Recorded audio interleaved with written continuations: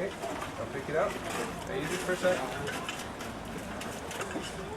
What you're gonna do, take it off there, the front like that. Slide it back off there. You can see your flakes go. Go right up there. Oh. See them?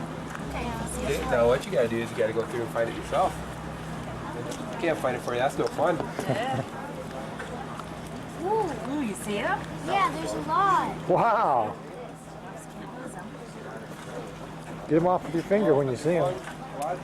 Put them in your vial. And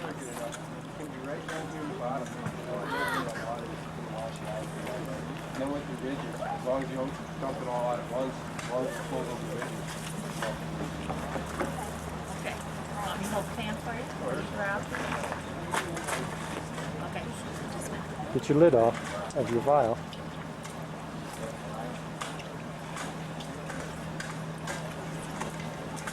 You done, Mr. Wrigley?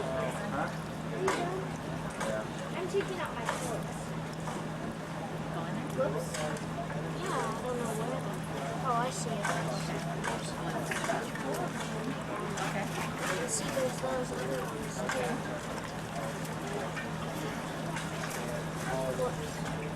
Get the water off of it.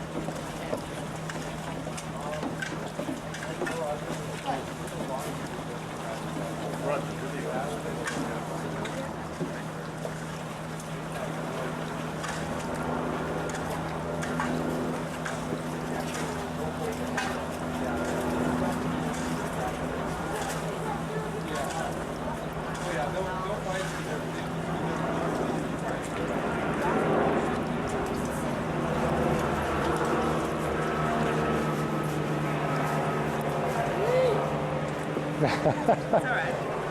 Did you get wet? No. Oh.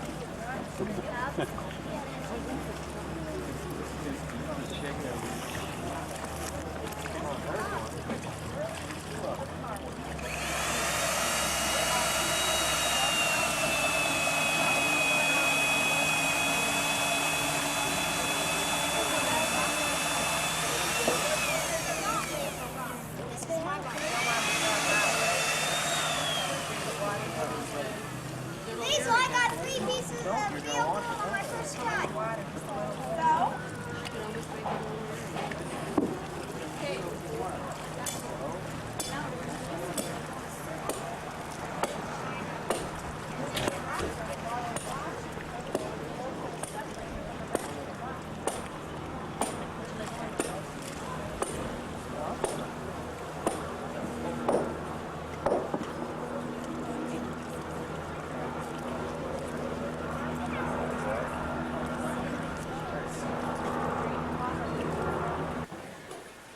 Now right here is an original ore car they had used in this mine, and this is called a side dump ore car. It held 1.5 to 2 tons worth of ore. It's so very well balanced, you can pull the side and it goes over. Right here. Now you can see what's in there. Now you can all get in there. You don't want to. Most of the ore cars they used in this mine had a swinging door on the side. It was very easy with a turntable. Right here is where they found their largest vein, called the Columbian vein. Coming into this room, hitting 5 faults, they found the Columbian vein, the flat surface on this wall. You can see the different rock formations that surround the vein, and to the left there's your quartz and your graphite to indicate a rock. As soon as they found that Columbian vein, they started averaging an ounce of gold every 7 tons worth of ore. It wasn't much later that the price of gold went too low. They had to stop mining. It was going to cost them too much of a profit. If you'd like to hammer and chisel, you sure can. Well, at this point, you walk 700 feet, and you're 250 feet from the surface. The chisels and the hammers are behind the double timbers. Hold on a second. And across from there is please wear the goggles for the safety of your eyes. On the floor here, some gold or some pieces. She's standing on some. And you can start on the floor, even up through here.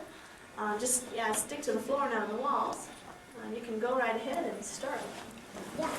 The vein that's Here's back one there, little piece of gold. it looked like it ran this way, is that right? A horizontal vein. Why did they continue to it perpendicular? Why did they go Put them into in here. Because as I told you, Keystone grew to a population of 2,000. This was a mining camp. Rabbit City was a mining camp. They finally got restrictions to where you had your block, this was your block of land to start your own mine. You're unable to follow your vein. In fact, you're going to run into another mine. And I think the real reason why many men died, it wasn't that so many cave-ins, it was just you were shot because it was his vein. How do you ventilate it? There wasn't much ventilation. The average lifespan of the miner was 35. Too much emphysema, too much dust, a lot of asthma, and there wasn't, in fact. And then later on, they did have a shaft. We don't have a shaft here. They just opened this pretty wide. You can just pick up some pieces. You don't have to hammer and chisel. You have to start right there. Because I don't think many people chisel there. You might find some liberty of quartz. What was that, H35 Mariners? Who'd want to have a miner for that long? They must have, because the old schoolhouses that here at Keystone, that was built the same time as the Holy Terror Gold Mine. And the all school reunion this year. And a lot of miners, a lot of builders, their folks, their father was a miner. And that was with the lady before we enter the mine. The basis of our building is a tailings. And the basis of the platform where you're sitting, that's The shovel down. yeah, in fact it is. A lot of graphite. Really nice. Because when you drive around that building, you're like all over. See, we made it useful. We just built our building. When you can gold, it's just like dust. It looked really Try yellow. to get it on your finger, it just looks like a piece of dirt. You can't touch it. It could be. It looked probably what you're looking at. It's fool's gold. Mica. Remember where you're panning? That's what it's going to look like. But it's going to be embedded into a type of rock formation, so you're unable to see it. This is where you will see it.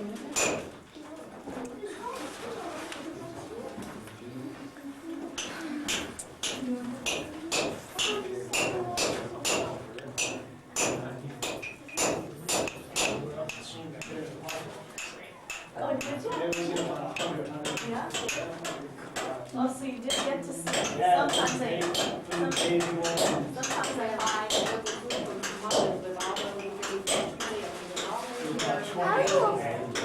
Oh, wow. So you want to cut this apart?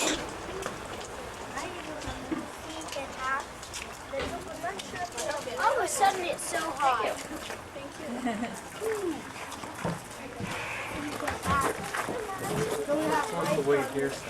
That you saw? Right here. There's a buffalo over there. Where? Right there. Oh, you're kidding me. No. You're right.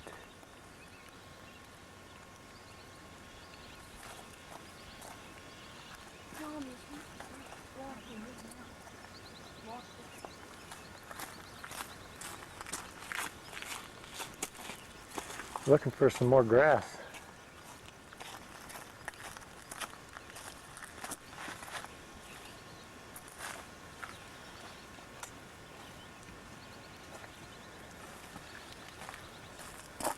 Did you get your picture? Yep. Hear the prairie dogs?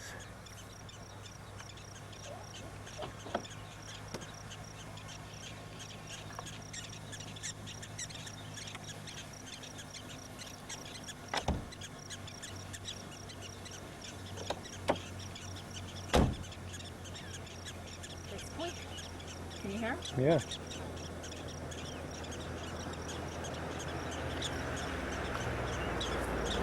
Or let me get you into these here.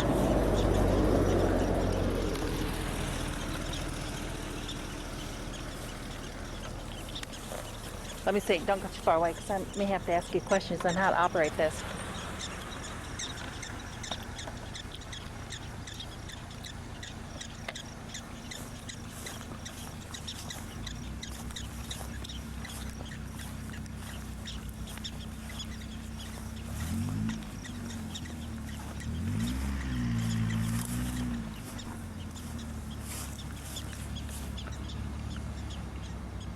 When it says REC, it's recording? Yep. Oh. So it was already recording.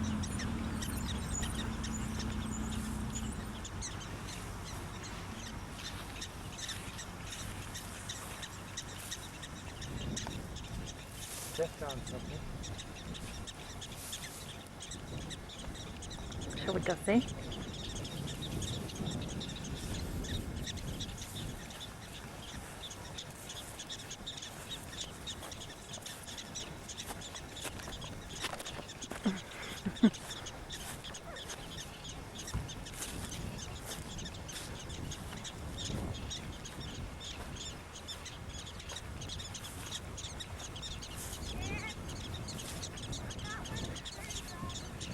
They leave a lot of holes. You want to see a fresh one?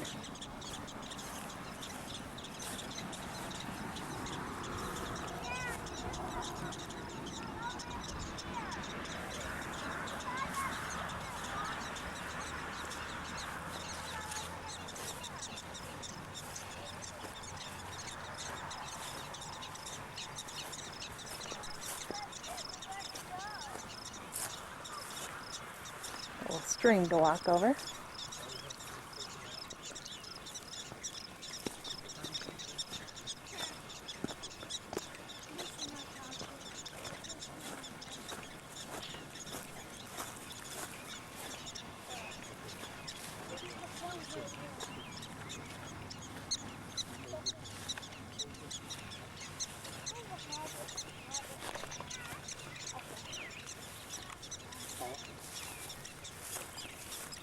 Oh, did you rewind it? Yeah. Oh, I see.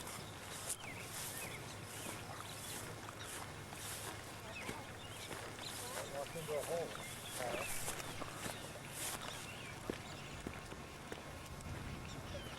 Don't get tricky. That one I got really close. I got way.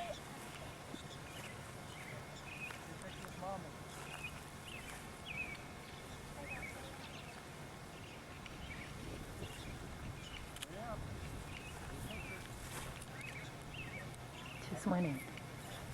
I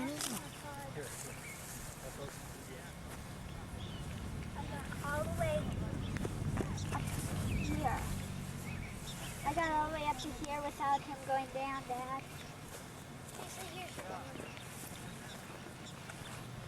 Okay, there's one out over here.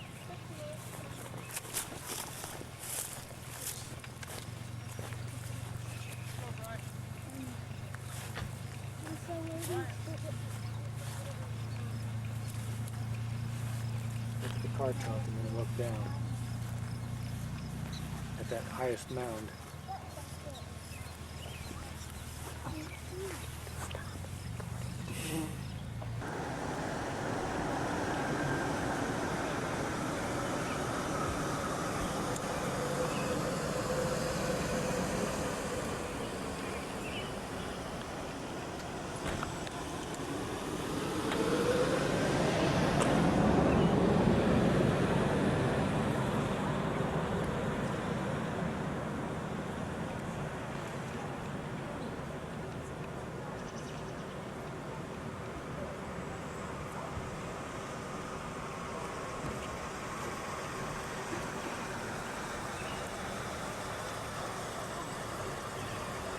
1988. It's a reprint of an older map. It shows 51.4 miles of passageways on here, and now we're up to 59.7. And so hopefully by this month, we should be up to 60. We have about 8 to 10 caving trips a month. Anyway, this is the visitor center right here where I sold you the tickets. And we're down here at the elevator building, about 100 yards out. We'll descend into the ground about 117 feet and walk around this little black loop. We'll make about 3 stops along the way and make our way back to the elevator landing. Okay, how many of you have been in caves before coming to this one? Okay, not bad. What are the formations that you remember seeing in those other caves? Okay, stalagmites, stalactites. Okay, some of those most common formations that you might see in every cave that you go to. Maybe some columns where those two are eventually joined together. Okay, well this cave is a lot different. And some of you may know this already, but this cave is known for its boxwork instead of this stalactites. We're not going to see any on this tour. The boxwork is calcite fins that project from the limestone. We'll see them on the ceilings and also the walls. And again, it's a very strange and mysterious formation. And it's a very unknown kind of a formation as well. We'll talk a little bit more about how geologists think pre-boxwork form. Another formation formed out of calcite is called popcorn. Again, as we walk along the trail, you might notice some dots in the place, but on our first stop inside the cave from the elevator landing, we will be taking a look at some popcorn. There'll be a ledge right beside me where I'll be standing. It's covered completely with popcorn. It grows into really small white balls in places. And we'll see some historical writing as well. One of the dates is August 17th, 1892. Another one is 1900. We'll take a look at some names and talk a little bit about the history of the tours along our route as well. Another thing is something we should see is life. Once in a while there is a mouse in the cave, but they are not seen all that often. There's no food in the cave. So should we see one today, it won't last long at all unless it crawls out the way it came in. And sometimes they do luck out. I've only seen a mouse in the cave about twice for the 4 seasons I've been here. It's the beginning of my 5th. And also no bats as well. So we don't see any bats in the cave. At least we shouldn't. Again, bats are rare, and one might fly in the main gate and fly around the cave. But I have never seen a bat yet. Again, all seasons have been. Okay, are there any questions so far at this point? Okay. Well, before we go into the cave, there are a few things I do need for you to remember for your safety. Now, as we walk along the trail, there will be some areas where we probably will have to duck, because the heights do vary. And so if you do need to duck, if you do look around, we'll walk and you want to look ahead of you first. The stairs that we're going to walk up and down, the ones that do have hand railings, I ask that you use them in most places, because the steps are a little slippery because they're wet and maybe a little steep in places. The National Park Service is trying to protect and preserve this cave for many generations to come. In order for that to be successful, we need your cooperation on this part. We need your help. And as we ask that you refrain from touching the cave with your hands and fingers, because the oils from your fingers can leave a small layer of film on any rocks that are touched. If we get too much of a buildup, the rocks become discolored. And it's already beginning to happen in some places already. We also ask that you refrain from leaning against the cave or the rocks, because the lint from clothing also builds up. And it's already happening in places where I can see some lint to the rocks. Also, please remain on the trail. Again, it'll be disturbing the rocks if we step on the rocks with our shoes. Okay, I can take 10 people in the elevator, and I'll make about 2 or 3 trips. And I'll go on ahead and punch a slit in your pink tickets as you pass into the cab. Okay, Brandon, when you get in, you have to show them the answer. They'll have your ticket. I need my ticket. Hang on to it. And don't We just got out of the elevator into the cave. I haven't seen that since I was in Arizona.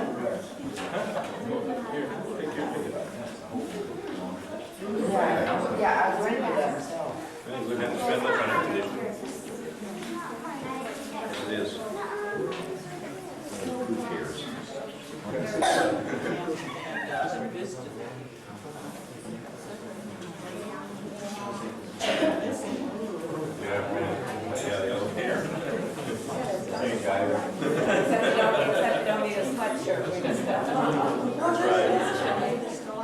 It's 53 degrees. Yeah, the little guy breaking that short.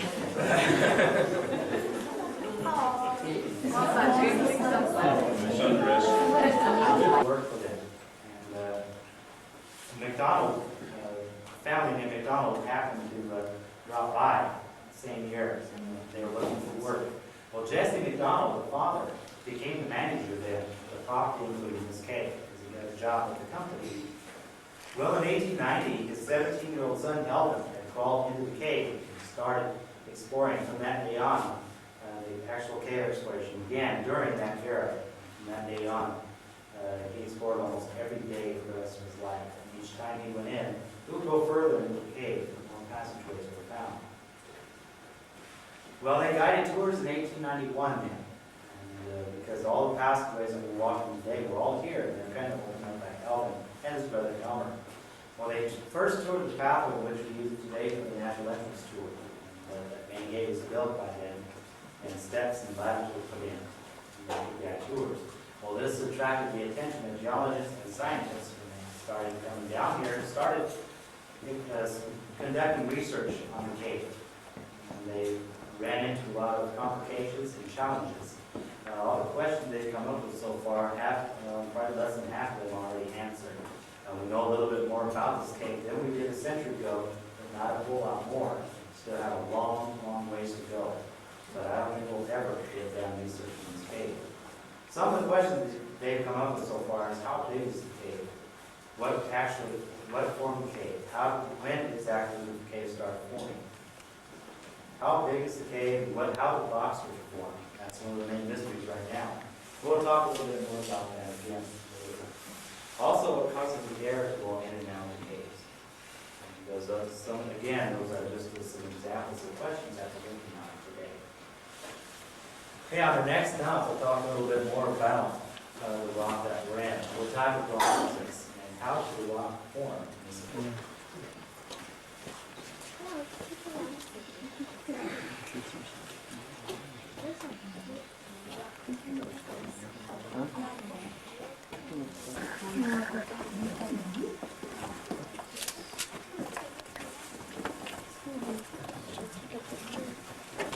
Look how deep it goes.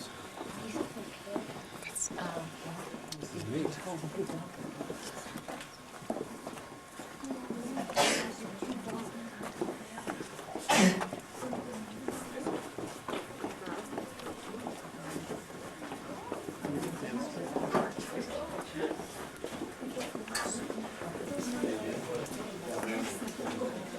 Another difference about this cave is I'm sure in the other caves that you've been in, you've seen a lot more water dripping in the passageways. Well, there's one more difference here is that there's a lack of water in most places. Choke cherry used by pioneers for jelly and flavored food of foxes, coyotes, rodents, and birds.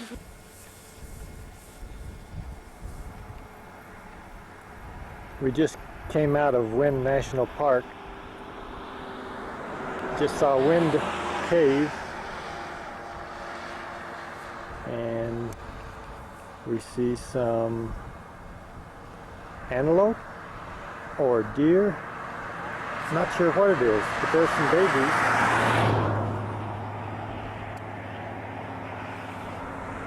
They're the babies.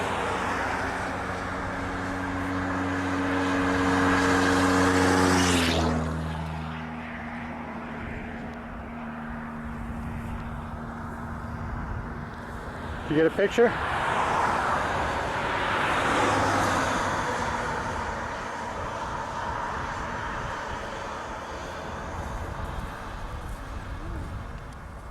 It's about 6:40 in the evening. And it is.